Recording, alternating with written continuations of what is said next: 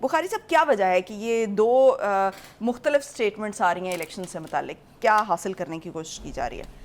دیکھیے گزارش یہ ہے کہ بلاول صاحب جو ہیں وہ یقینی طور پہ دوسری بہت بڑی پارٹی کے چیئرمین ہیں،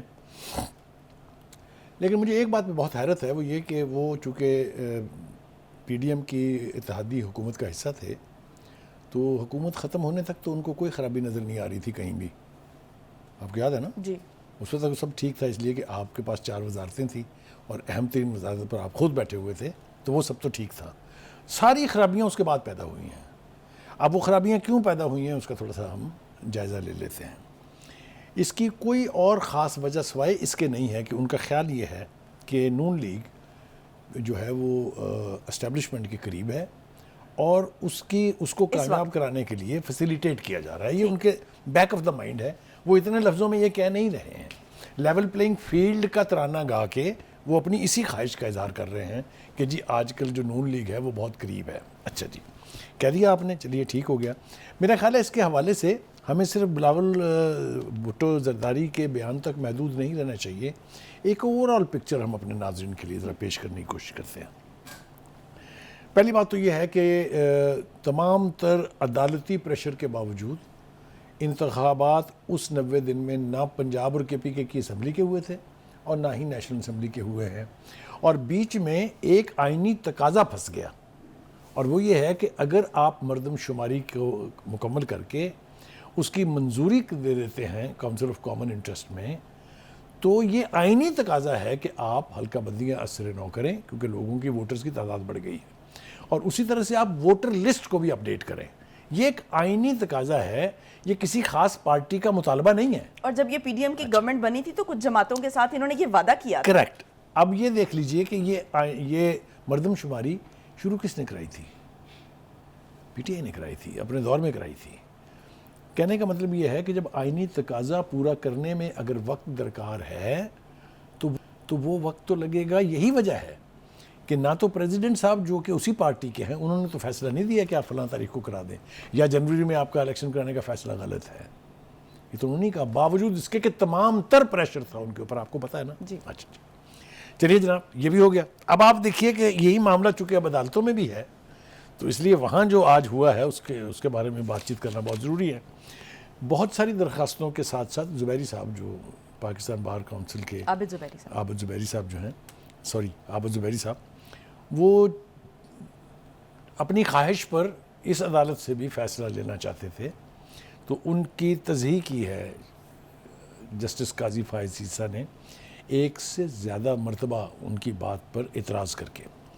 پہلی بات تو یہ ہے کہ جب انہوں نے ایک پچھلی عدالت کا، اسی سپریم کورٹ کی پچھلی ایک عدالت کا حوالہ دے کے کچھ کہنے کی کوشش کی تو انہوں نے منع کیا ان سے کہ مجھے اس عدالت کے ماضی کے فیصلوں کا حوالہ نہ دیں. میرے خیال سے اس سے زیادہ سخت ترین الفاظ میں کسی کو ٹوکا نہیں جا سکتا. ایک بات.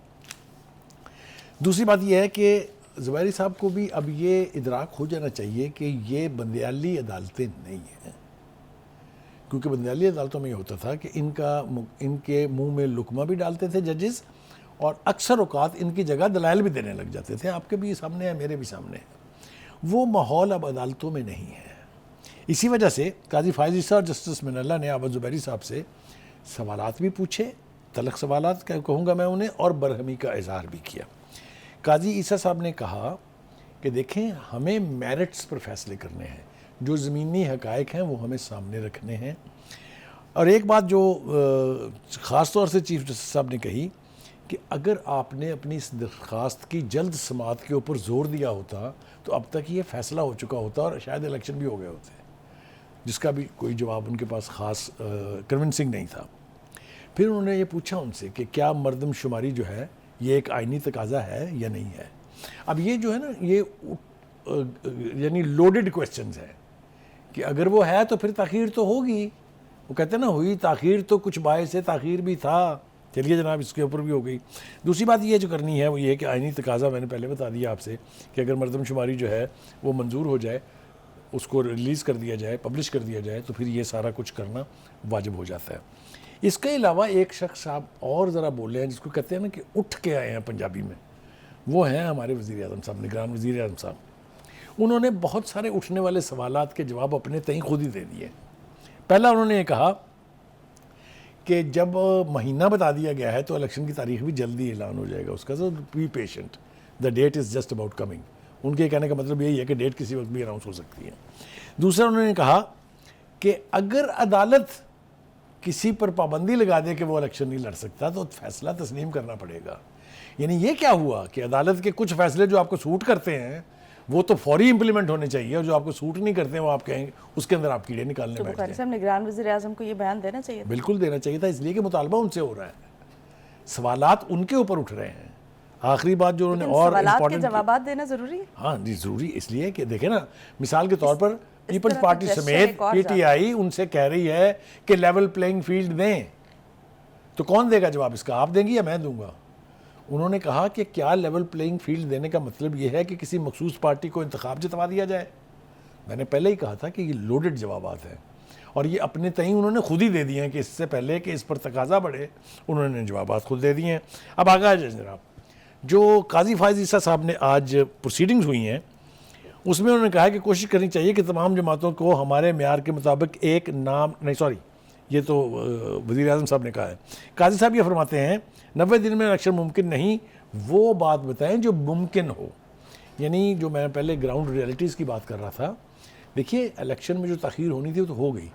اصل سٹانس اس وقت تمام سیاسی جماعتوں کا یہ ہے کہ بھئی خدا کے واسطے مزید لیٹ نہ کرنا ہے اس کو, کیونکہ یہ کہا جا رہا ہے, ذمہ دار حلقوں نے کہا یہ کہ یہ انتخاب 2024 میں ہوں گے, 2024 میں بھی شاید نہ ہوں. پھر کسی نے کہا کہ باقاعدہ ایک کمپین چلائی جا رہی ہے ان کو ملتوی کرانے کی, کہا نا یہ. جی یہ سب باتیں, تو یہ ساری باتوں کا جواب جو ہے وہ انہوں نے دے دیا ہے. صدر نے انتخابات کی تاریخ نہیں دی تو ہم کیا کریں بھائی, پریزیڈنٹ آپ کی پارٹی کا تھا, آپ نے اس کے پاس وفود بھیجے, حتیٰ کہ اپنی بہن کو بھی بھیجا آپ نے, ان کو کہا کہ سوچ لو, اگر تم نے ڈیٹ نہ دی تو تمہارا انجام کیا ہوگا. اس کے باوجود انہوں نے نہیں دی تو کوئی نہ کوئی وجہ تو اس کی ہوگی نا. ٹھیک ہے جی. ایک سوال کے جواب میں ایک سوال یہ ہے کہ انتخابات کا اعلان کون کر سکتا ہے؟ یہ سب سے عام کوشچن رہا ہے پچھلے جب سے یہ رہا ہے 14 مئی کی ڈیٹ, جو نئی امینڈمنٹ ہوئی ہے اس کے تحت تو الیکشن کی تاریخ کا اعلان کرنا صرف اب چیف الیکشن کمیشن یعنی استحقاق ہے, لہذا اس کے اندر بھی کیڑے نہیں نکالنے چاہیے. ایک سوال اور پوچھا قاضی فائز عیسیٰ نے کہ آپ مجھے بتائیے کہ آپ کے مطالبے کی بات کیا 90 دن میں الیکشن ہو سکتے ہیں, جس کے اندر اب کچھ 13-14 دن رہ گئے ہیں باقی, 3 نومبر کو. تو اس کا جواب خود انہوں نے دیا کہ نہیں, اس میں نہیں ہو سکتے. دوسری بات یہ جو میں نے پہلے کہہ چکا ہوں کہ جو مردم شماری ہے وہ ایک آئینی تقاضا ہے, اسے پورا کرنا پڑے گا. اب سماعت اس کی 2 نومبر تک کے لیے ملتوی ہو گئی ہے, لیکن میرے خیال سے آج جو گفتگو ہوئی ہے سپریم کورٹ میں, اس پٹیشن کا فیصلہ کیا ہونے جا رہا ہے وہ میرے خیال سے اسیوم کرنا تو خیر عدالتوں کے حوالے سے ٹھیک نہیں ہوتا, لیکن آپ انٹرپریٹ کر سکتے ہیں کہ مجھے ایسے لگتا ہے کہ جنوری کے ہی کسی دن کی تاریخ کے لیے سپریم کورٹ حکم دے گی الیکشن کمیشن کو کہ آپ تاریخ کا اعلان کریں, وہ کرنا پڑے گا, اور اس سے 1 دن کی بھی اور تاخیر نہ ہو, یہ بھی فیصلے. یہ بھی تو ہو سکتا ہے الیکشن کمیشن اس سے پہلے ہی اگر وہ ڈیٹ اناؤنس کر دے, جیسا کہ پرائم منسٹر نے آج انڈیکیٹ کیا, یہ بھی ہو سکتا ہے کہ 1 نومبر سے پہلے اس کی تاریخ آ جائے. تو یہ ساری صورتحال جو ہے وہ ہمارے سامنے ہے, اور ہمیں بھی یہ توقع کرنی چاہیے کہ پاکستان میں الیکشن ہونے چاہیے. الیکشن کے علاوہ اور کوئی راستہ نہیں ہے. کس کے پاس حق حکمرانی ہے یہ طے کرنا چونکہ لوگوں کا کام ہے, اس لیے لوگوں کے پاس ووٹ جانا چاہیے اور وہی فیصلہ کر سکتے ہیں.